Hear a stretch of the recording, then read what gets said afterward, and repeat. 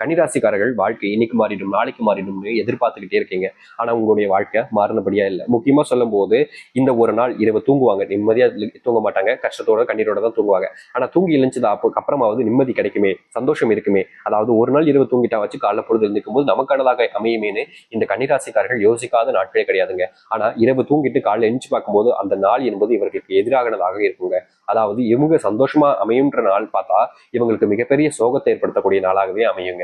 தினமும் இவர்களுடைய மனசு காலை எழுந்தோன்னுமே வேதனைப்படக்கூடிய அளவுக்கு இந்த கன்னிராசினுடைய வாழ்க்கையில நாம் நடந்துகிட்டே இருக்கோங்க. இவர்கள் போதும் போதும்ன்ற அளவுக்கு கஷ்டம் இவருடைய வாழ்க்கையில வந்துகிட்டே தாங்க இருக்கு. இவர்கள் என்ன பண்ணாலும் சரி, ஏதாவது ஒருத்தங்க இவங்களை குறை சொல்றது, யாராவது ஒருத்தங்க வந்து இவங்க கிட்ட தேவையில்லாத வார்த்தைகளை பேசுறது, யாராவது ஒருத்தங்க இவங்களை அவமானப்படுத்துறதுன்னு மாறி மாறி மாறி பண்ணிக்கிட்டே இருப்பாங்களே தவிர இவர்களுடைய வாழ்க்கையில இவர்களுக்கான சந்தோஷத்தையும் மகிழ்ச்சியுமே ஒருத்தர் கூட கொடுத்தது கிடையாதுங்க. இவங்க வேண்டா வெறுப்பா ஒரு வாழ்க்கையை வாழ்றோமே அப்படின்ற ஒரு மனசுக்குள்ள கவலைகளோட தாங்க இருக்காங்க. இவங்க சொந்த பந்தங்கள் எல்லோருமே இவங்க கூட நெருக்கமா இருக்கிற மாதிரி இருப்பாங்க.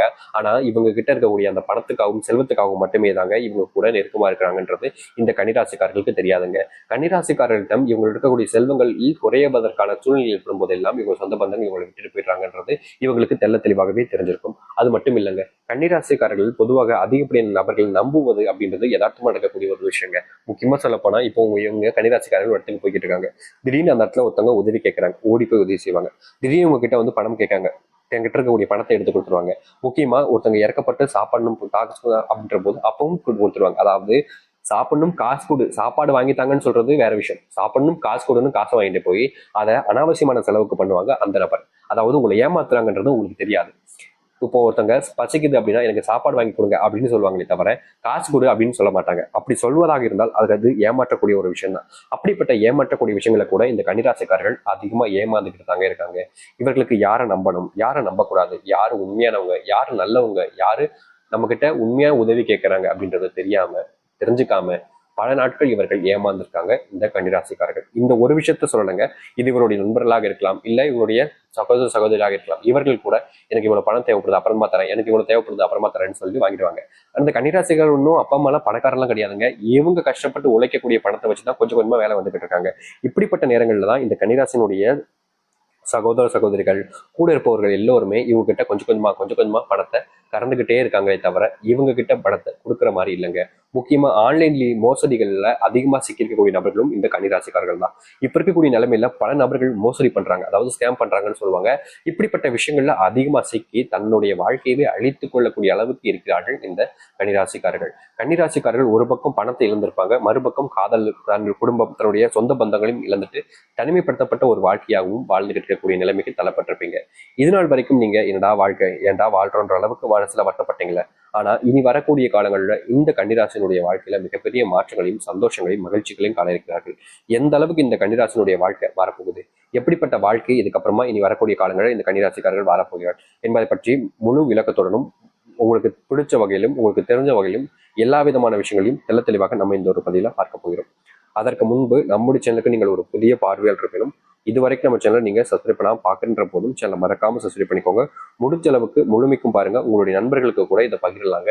ஏன்னா அவர்களுடைய வாழ்க்கையிலும் இது கட்டாயம் நடக்கும். இந்த ஒரு ராசிக்காரர்களாக இருப்பின் அவர்களுக்கு நல்லதாக இது அமைய போகுது. காதல் திருமணத்துக்காக காத்து கொண்டிருக்கக்கூடிய இந்த கன்னிராசினுடைய வாழ்க்கையில கட்டாயமா காதல் திருமணம் மீண்டும் தள்ளி போவதற்கான வாய்ப்புகள் இருக்குதுங்க.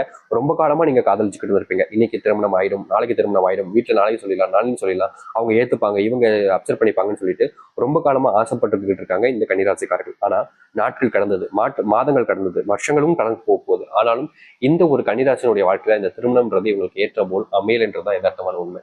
நீங்க பல நாட்களா காத்திருந்திருப்பீங்கல்ல, அப்படிப்பட்ட ஒரு காத்திருப்புக்கு பலனளிக்கக்கூடிய விதமாக உங்களுடைய வாழ்க்கையில உங்களுடைய காதல் திருமணம் என்பது சில காலங்கள் தள்ளி போய் நடக்கும். ஆனா கட்டாயமா நடக்கும்ன்றத உறுதியா சொல்ல முடியும். ஆனா இதுல ஒரு பிரச்சனை என்னன்னா, இந்த காதல் திருமணம் நடப்பதற்கு முன்பு உங்களுடைய காதலுக்கான இடைகளுக்கான பிரச்சனைகள் என்பது வரலாம். அப்படி வரும்பொழுது நீங்கள் ரெண்டு பேர்ல ஏதாவது ஒருத்தங்க தப்பு செய்ய வேண்டிய நிலைமைக்கு தள்ளப்படுவீங்க. அதாவது இவங்களை வேணா விட்டுட்டு வேறு ஒரு வாழ்க்கைக்குள்ள செல்வதற்கான நிலைமையும் ஏற்படும். அதனால காதல் திருமணத்துல இருக்கிறீங்க, காதல் திருமணம் செஞ்சுக்கலான் இருக்கீங்க, காதல் பண்ணிக்கிட்டு இருக்கீங்கன்ற போது கொஞ்சம் ஜாக்கிரதையாக இருக்க வேண்டிய நேரமாக இது இருக்கிறது. திருமண வாழ்க்கையை பொறுத்த வரைக்கும் இந்த ஒரு கன்னிராசிக்காரர்களுக்கு பிரச்சனை இருந்துகிட்டே தாங்க இருக்கு. திருமண வாழ்க்கையில நிம்மதி இல்லைங்க, சந்தோஷம் இல்லைங்க. கணவன் எந்த ஒரு கல்யாணம் ஏன் தான் பண்ண, இந்த கணவனை ஏன் தான் கட்டிக்கிட்டேன், தினமும் குடிச்சு வந்து அடிக்கிறாங்க, பிரச்சனை பண்றாங்க அப்படின்னு ஒரு வருத்தம். இதே இது பசங்க சைட்ல இருந்து பார்க்கும்போது, இந்த கல்யாணம் ஏன் தான் பண்ண, இவர் கல்யாணம் பண்ணதுக்கு அப்புறம் என்னுடைய வாழ்க்கையில நான் சந்தோஷத்தையே இழந்துட்டேங்க. எனக்கு பிடிச்சதை பண்ண முடியல, எனக்கு பிடிச்சதை என்னால வாங்கிக்க முடியல, எல்லாத்துக்கும் இவங்க கிட்ட கேட்டு தான் பண்ண வேண்டியது இருக்கு, எல்லாத்துக்கும் இவங்ககிட்ட பர்மிஷன் கேட்டு பண்றதுக்கு எனக்கு பிடிக்கவே இல்லைன்னு இவங்க ஒரு பக்கம். அதாவது ரெண்டு பக்கமே பிரச்சனை இருந்துகிட்டே தாங்க இருக்குது. இவர்களால நிம்மதியான ஒரு வாழ்க்கையை, அதாவது கணவன் மனைவி வாழ்க்கையை வாழ முடியாம கஷ்டப்பட்டுக்கிட்டு இருந்திருப்பீங்க. ஆனா ஒருத்தராவது விட்டு கொடுத்து போகணும் இந்த கல்யாண வாழ்க்கையில. ஆனா கன்னிராசினுடைய வாழ்க்கையில விட்டு கொடுத்து போகுன்றது ரெண்டு பக்கமும் இருந்து வராதுங்க. இவங்களும் போக மாட்டாங்க, அவங்களும் வரமாட்டாங்க. அப்படியே அந்த இடத்துல நிற்க வேண்டிய நிலைமை ஏற்படும். ஆனா இனி வரக்கூடிய காலங்கள்ல உங்களுடைய புரிதல் என்பதும் உங்களுடைய மனசுல இருக்கக்கூடிய கவலைகள் என்பதும் நீங்க வெளிப்படுத்தக்கூடிய விதத்துல சொல்லும் பொழுது அவர்களுக்கான அந்த விடாப்பிடியான கோபம், ஈகோ போன்ற விஷயங்கள் எல்லாம் போக ஆரம்பிக்கும். இங்க இருக்கக்கூடிய திருமண வாழ்க்கையும் சரி, காதல் வாழ்க்கையும் சரி, இல்ல எந்த ஒரு இடத்துல எடுத்துக்கிட்டாலும் சரிங்க, ஈகோன்ற விஷயம் ஒருத்தங்களுடைய அந்த ஒரு திமிருத்தனம் சொல்லுவாங்க பார்த்திருக்கீங்களா? இது என்னோட திமிரு அப்படின்னு சொல்லுவாங்க. அதுவும் ரொம்ப பெருமையா சொல்லுவாங்க. இது ரொம்ப பெருமையா சொல்ல வேண்டிய விஷயம் இல்லைங்க, வெக்கப்பட வேண்டிய விஷயம். ஒருத்தவங்க ஒரு விஷயத்த பண்றாங்கன்னா அதை ஒரு விஷயத்த மன்னிக்க முடியல, ஏத்துக்க முடியலன்னா எந்த அளவுக்கு உங்ககிட்ட ஒரு தேவையான விஷயம் இருக்கும். முக்கியமா சொல்லணும்னா, இவர்கள் பண்ண தப்பையே நான் தான் பண்ண தப்பு அப்படின்னு சொல்லி ஏத்துக்க முடியாம திமிரா பேசுவாங்க. இப்படிப்பட்ட நபர்கள் தான் இவங்களுடைய வாழ்க்கையில அதிகமா இருக்காங்க, கன்னிராசனுடைய வாழ்க்கையில. அதனால நீங்க விட்டு கொடுத்து போனாதான் உங்களுடைய வாழ்க்கையில இருக்கக்கூடிய பிரச்சனைகளை கொஞ்சமாவது சரி செஞ்சுக்க முடியும். இல்ல நானும் இப்படிதான் இருப்பேன், என்ன மீறி யாரால என்ன பண்ணிட முடியும்ன்ற அளவுக்கு நீங்க இருந்தீங்க அப்படின்னா உங்க வாழ்க்கையில உங்களை மீறி தாங்க எல்லாம் நடக்கும். இங்க இருக்கக்கூடிய பல நபர்களுக்கு மனசுல இருக்கக்கூடிய எண்ணம் என்ன தெரியுமா? எல்லாம் எவ்வளவு என்ன என்ன நடந்துற போகுது, எப்படி நம்மள மீறி என்ன நடந்துரும் அப்படின்ற ஒரு தைரியம் இருக்கு. தப்பு இல்லைங்க, தைரியம் இருக்குன்னா தப்பு இல்லைன்னா. ஆனா அது உங்களுடைய வாழ்க்கையை மறுபடியும் மிகப்பெரிய அளவில் சிதைக்கும்ன்ற போது அந்த ஒரு விஷயத்த நீங்க தடுக்கிறதுக்காக முயற்சிகள் எடுக்கலைன்னா வாழ்க்கையில அதிகமான கஷ்டத்தை அனுபவிக்க போறது நீங்க தான். உங்க கூட இருக்கக்கூடிய அந்த பார்ட்னர் வேற ஒரு வாழ்க்கை, வேற ஒரு சொந்த பந்தம்னு அமைச்சிட்டு போயிடுவாங்க. ஆனா கடைசி வரைக்கும் தனிமைப்படுத்தப்பட்டு தனிமையான ஒரு வாழ்க்கையில நிறைய வேதனைகளை வாழக்கூடிய நபர்கள் நீங்களா இருப்பீங்க. அதனால முடிஞ்ச அளவுக்கு இனி வரக்கூடிய காலங்களில் இப்படிப்பட்ட விஷயங்களை தவிருங்க. திருமண வாழ்க்கையிலும் சரி, காதல் வாழ்க்கையும் சரி, உங்களுடைய ஈகோவை தள்ளி வைக்க, திமிருத்தனத்தை கொஞ்சம் தள்ளி வச்சுட்டு அவங்கள புரிஞ்சுக்க பாருங்க. அவங்களுடைய புரிஞ்சுக்கிட்டு வாழ்க்கையை வாழ பாருங்க, சரியானதாக இருக்கும். கன்னிராசினுடைய வாழ்க்கையில இது நாள் வரைக்கும் குழந்தை இல்லாம கஷ்டப்பட்டிருப்பீங்க. இந்த புரிதல் மூலியமா உங்களுடைய வாழ்க்கையில குழந்தை பாக்கியமும் கிடைக்கும். நீங்க ஆசைப்பட்ட மாதிரி சந்தோஷமான ஒரு வாழ்க்கையை அமைச்சுக்கிற மாதிரி குழந்தையை பெற்று மற்றவர்கள் முன்பு ஒரு சந்தோஷமான வாழ்க்கையை நீங்க வாழ ஆரம்பிப்பீங்க. அது மட்டும் இல்லைங்க, கன்னிராசினுடைய வாழ்க்கையில உடல் சார்ந்த நோய் உபாதைகள் எல்லாம் இருந்துச்சு பாத்தீங்களா, அந்த நோய் உபாதைகள் சரி செய்யக்கூடிய விதமாக இருக்கும். முக்கியமா உங்களுடைய பெற்றோர்களுக்கு இருக்கக்கூடிய அந்த நோய் உபாதைகளை நீங்கள் சரி செஞ்சு கொடுத்து அவங்களுக்கான சந்தோஷத்தையும் ஏற்படுத்தி கொடுப்பீங்க. உங்களை தனிமையில விட்ட நபர்களை நீங்க மீண்டும் உறுதுணையாக சேர்த்து ஒரு குடும்பமாக வாழ ஆரம்பிப்பீங்கள். உங்களுடைய நண்பர்கள் உங்களிடம் இருந்து பிரிஞ்சு போயிருப்பாங்க, அவர்கள் மீண்டும் சந்திக்கக்கூடிய நிலைமை ஏற்படும். அதாவது பழைய நண்பர்களை மீண்டும் சந்திச்சு அவங்க கூட சேர்ந்து சந்தோஷமா இருக்கக்கூடிய நிகழ்வுகள் என்பது இந்த கன்னிராசிக்காரர்களுக்கு கட்டாயமா உண்டாக போகுது. கன்னிராசினுடைய வேலை சம்பந்தப்பட்ட பிரச்சனைகள் கொஞ்சம் கொஞ்சமா குறைய ஆரம்பிக்கும். முக்கியமா அரசு வேலைக்கு முயற்சிக்கக்கூடிய நேரமாகும். அரசு வேலைகள் கொஞ்ச காலத்துல நீங்க நினைச்ச மாதிரி கிடைப்பதற்கான சூழ்நிலைகளும் இனி வரக்கூடிய காலங்களில் உண்டாக போகுது. உங்களுடைய குடும்பத்தை மட்டும் இல்லைங்க, உங்களுடைய வம்சமே பணக்காரனாகுவதற்கான சூழ்நிலைகள் வருவதற்கான காரணங்கள் வந்துருச்சு. இதற்கு முன்பு வரைக்கும் நீங்க பண கஷ்டத்தினாலும் பண பிரச்சனைகளாலும் ரொம்பவே அவமானப்பட்டு அசிங்கப்பட்டிருப்பீங்க. ஆனா இந்த ஒரு பணம் என்பது இனி உங்ககிட்ட குறையாத அளவுக்கு வற்றாத செல்வம் சொல்லுவாங்க, கேள்விப்பட்டிருப்பீங்க. நம்ம முன்னாடி எப்பவுமே சொல்லுவாங்க வற்றாத செல்வம் பெற்ற அரசரை அப்படின்னு சொல்லுவாங்க. அதுக்கெல்லாம் காரணம் அவங்க கிட்ட செல்வம் என்பது குறையாமல் இருந்துகிட்டே இருக்கும், அருவி மாதிரி தண்ணி மாதிரி அப்படின்னு சொல்லுவாங்க. அது போல இந்த கன்னிராசியினுடைய வாழ்க்கையும் நிகழப்போகுது. முன்னாடி நீங்க நினைச்ச விஷயங்கள் நடக்காமல் இருந்திருக்கலாம், முன்னாடி நீங்க ஆசைப்பட்ட விஷயங்கள் கிடைக்காம இருந்திருக்கலாம், முன்னாடி நீங்க தேடின விஷயங்கள் உங்ககிட்ட இருந்து தள்ளி போய்கிட்டே இருந்திருக்கலாம். ஆனா இனி எல்லாம் உங்களுக்கு சாதகமாகவும் உங்களுடைய வாழ்க்கையவே மாற்றி அமைக்கக்கூடியதாக அமையும். நீங்க எதிர்பார்த்த ஒரு வாழ்க்கையை அமைச்சிப்பீங்க. நீங்க எதிர்பார்த்த மாதிரி ஒரு வாழ்க்கையை உங்களுக்கானதாக மாற்றி நீங்க வாழ ஆரம்பிப்பீங்க. உங்களுடைய குடும்பத்தார்களும் சரி, குழந்தைகளும் சரி, எல்லோருக்குமான அந்த குடும்ப பாசம், பந்தம், பிணைப்புகள் என்பது சேரும்.